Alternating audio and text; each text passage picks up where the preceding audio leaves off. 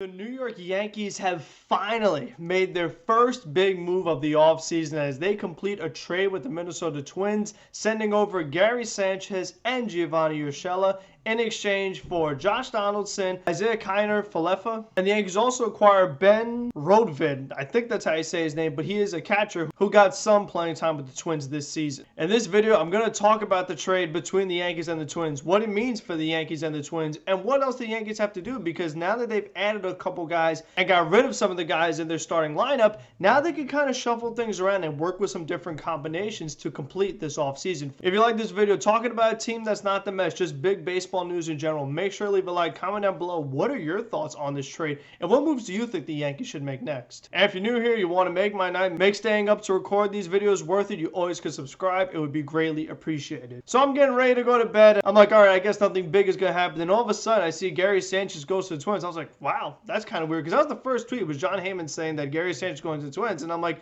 oh, that's weird. The Yankees just kind of getting rid of Gary Sanchez, nothing in return. And then boom, the passing bomb where you see the Donaldson and Isiah Kiner-Falefa, who the Twins literally just acquired a couple days ago in a trade with the Texas Rangers with Mitch Garver. It was kind of weird what the Twins were doing. You're like, okay, are the Twins rebuilding? Are they buying? You know, they just acquired Sonny Gray today as well. So you don't know what the Twins were going for, but for them to part with Josh Donaldson, who makes sense because he only has a couple years left on his deal. He's a guy that's getting up there in age a little bit, but he definitely could still rake. We look at Josh Donaldson, he did only have a 247 average, but he did have 26 home runs and 72 RBIs. And to go along with that, he had an OPS at 827. And if you're into more advanced numbers, his WRC plus was very good. And look at his baseball savant page right here. He's just a hitter. That is what Donaldson does, the bringer of rain, as he was known in his MVP days with Toronto. This is a guy that could flat out rake. And I think the Yankees parting with Giovanni Urshela is a pretty interesting one, because this is a guy that when they acquired him from Cleveland, it was this great story. A guy who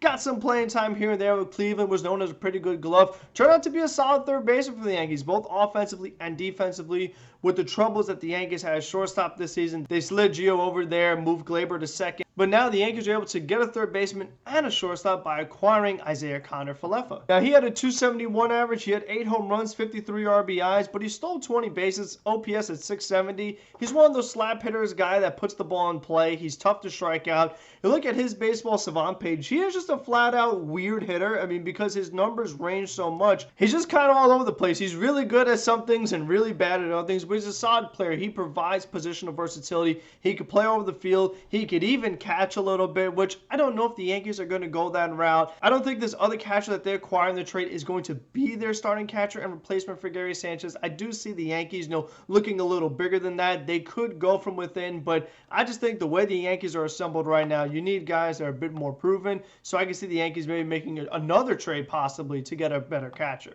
And what I like is just the fact that they shook up the core. I think that's something that is really important to the New York Yankees, because we've seen year in, year out, they make it to the playoffs, they have a great regular season, but then come postseason time, guys don't step up and they have the same result year after year. So you're saying to yourself, okay, the Yankees need to try something different, just bring in brand new players. They tried to do that at the trade deadline, bringing in Joey Gallo, who did not play well if you ask Yankee fans, but metrics people, he had a great WRC plus, so he must have did fantastic.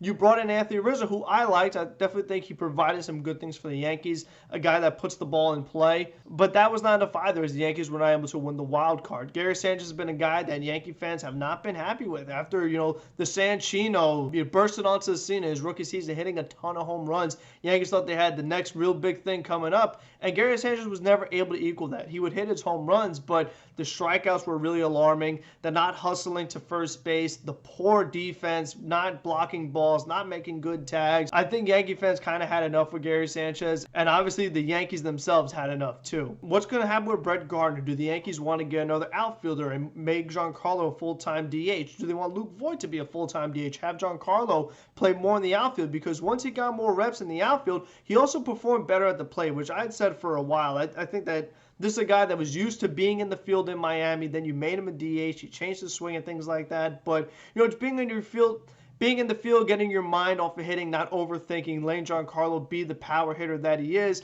it ended up working out really well for the Yankees.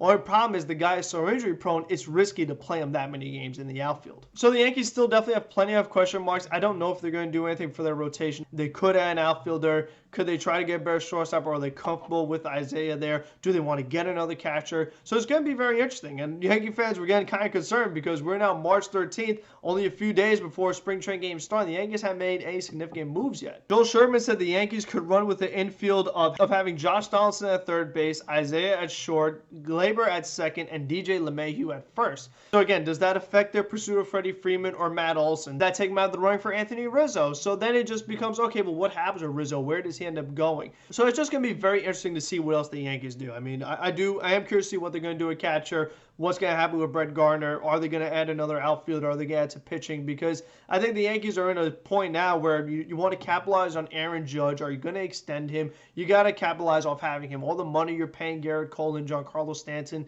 to not have a World Series, even World Series appearance to show for it, has been a big disappointment. I mean, the Yankees are in one of their longer droughts we've seen in quite some time as far as winning a World Series. They're held to such a high standard. Seeing them go so long with a championship is just not the Yankee way. It's not what the Yankee legacy was built on. And the Yankees are going to take on all of Josh Donaldson's $50 million that is owed to him. That was one of the big selling points with Donaldson, why it was tough for them to move him because of his contract. Like I said, he is getting up there in age, has a couple years left. That's interesting that is where the Yankees decide to spend some of their money instead of, like we said, going after the Correa or the Freeman or somebody else. I think as long as the catcher the Yankees acquire from Minnesota hustles down the line, is able to block wild pitches, and just does a little bit at the plate, Yankee fans would be okay because they gave such a tough time to Gary Sanchez, and I completely understand why. But you know what, Yankees, if you need a catcher, the Mets have Jace McCann. You could have him. I mean, we won't complain. You can give us whatever you want. You can give us Jose Peraza back, and we'll say that's a fair deal. So again, let me know what you think about this move for the Yankees and the Twins, what else the Yankees should do. And until the next time, be safe, be smart, be healthy, and